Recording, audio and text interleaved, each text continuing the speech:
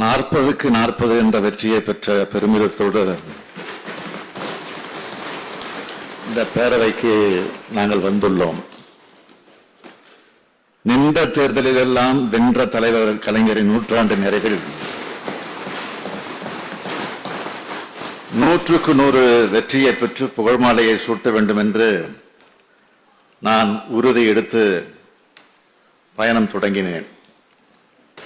எடுத்த உறுதியில் நூற்றாண்டு நாயகருக்கு புகழ் மாலை சூட்டிய பெருமையோடு உங்கள் முன்னால் நின்று கொண்டிருக்கிறேன்.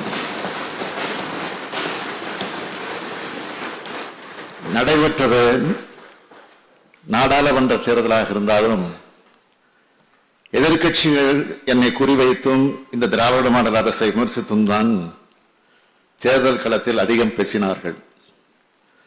திராவிட மாடல் ஆட்சியின் செல்வாக்கை குறைத்து காட்ட அவர்கள் செய்த உண்மைக்கு புறம்பான பிரச்சாரங்களை மக்கள் முறியடித்து செய்கூலி சேதாரம் இல்லாமல் முழுமையான வெற்றியை வழங்கினார்கள்.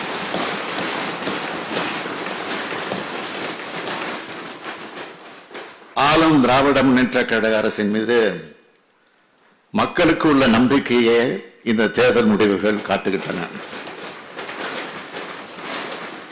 நான் ஆட்சி பொறுப்பேற்ற காலம் முதல் ஒவ்வொரு நாளும் ஒவ்வொரு மணி நேரமும் நாட்டு மக்களுக்கு நல்ல பல திட்டங்களை தீட்டி வந்துள்ளன என்பதை தமிழ்நாட்டு மக்கள் உணர்ந்ததன் அடையாளம்தான் இந்த 100 விழுக்காடு வெற்றி.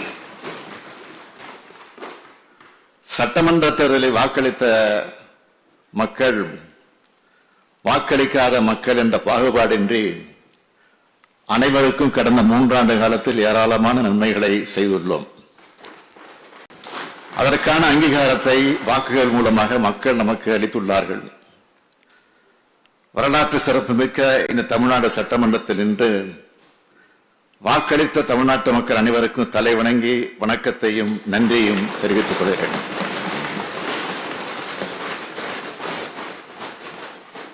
வரும் 2 ஆண்டு காலமும் இதே போன்ற ஈடு இணையற்ற திட்டங்களை தீட்டி தந்து 2026ஆம் ஆண்டு சட்டமன்ற தேர்தலிலும் மகத்தான வெற்றியை நாங்கள் பெறுவோம்.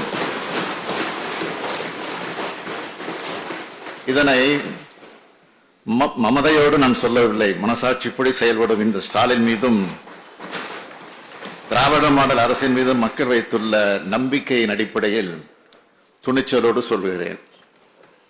நாடாளுமன்ற தேர்தல் முடிவுகளை சட்டமன்ற தொகுதிகள் வாரியாக ஆய்வு செய்தால் திமுக கூட்டணி 221 தொகுதிகளை கைப்பற்றி வெற்றி பெற்றுள்ளது.